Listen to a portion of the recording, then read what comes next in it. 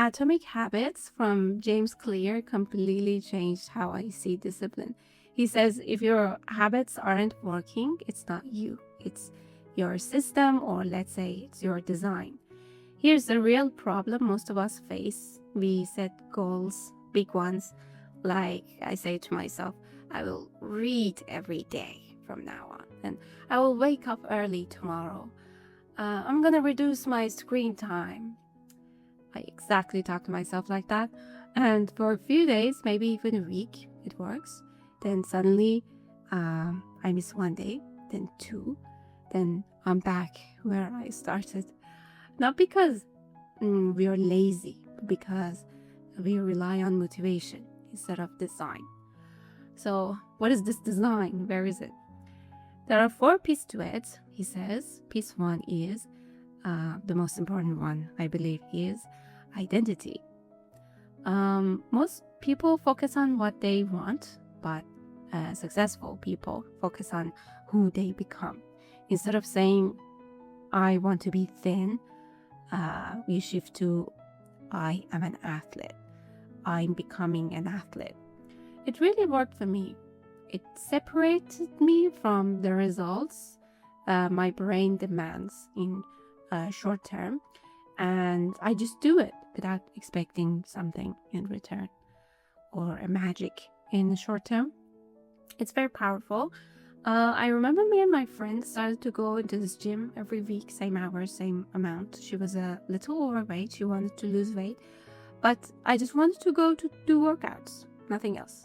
And after a while, she quit, but it's been several years that I'm still going. And the strange part is, you see, I was never more motivated than her. She was very motivated, but small details kill a habit. I think it's because I found my identity in it instead of just thinking what I want and how should it be, how should it become, blah, blah.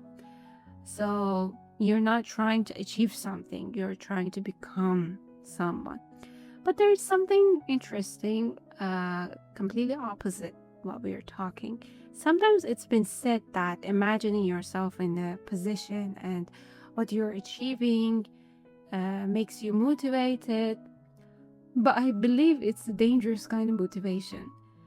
It consumes the reward up front in our brain and leads into disappointments faster than normal because you imagined it, you expect it, it shouldn't take too long or you'll get disappointed.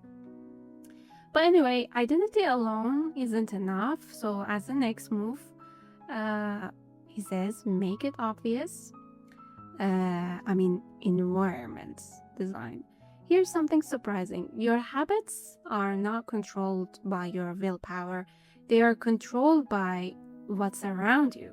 If your phone is next to your bed, for example, you'll scroll. If you have sweets in the cabinet, you will eat it. I know all of you know this rule, but let's consider it more in our life. It's not about discipline, it's about visibility. The more obvious a habit is, the more likely it happens. So instead of forcing yourself to change, you change what you see every day. You change what you see every day. It's very important. And let's be realistic. Okay, I try to build a stronger identity. I change my environment, and it's still hard. I can't start yet. Starting is hard.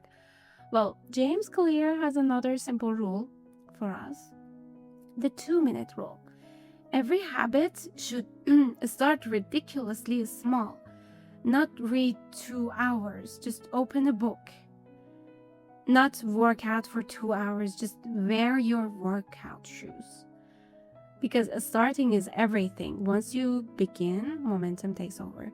The problem isn't doing the habit, it's beginning it.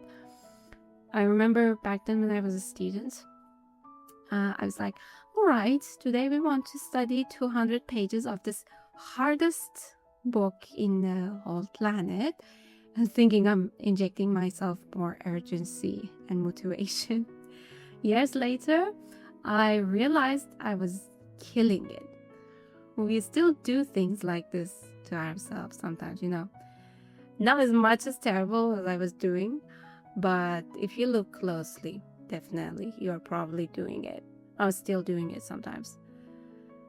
All right, all good, all clear. But here's where most people fail. Missing once is an accident. Missing twice is the start of a new habit. The goal is not perfection. It's never missing twice. That's in almost all habit tracker apps. This is their fundamental. Pay attention. Now, here's where it became real for me.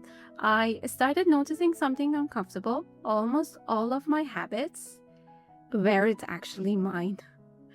They came from people and friends mostly. The way I think, the way I spend time, it was shaped by the groups I was in.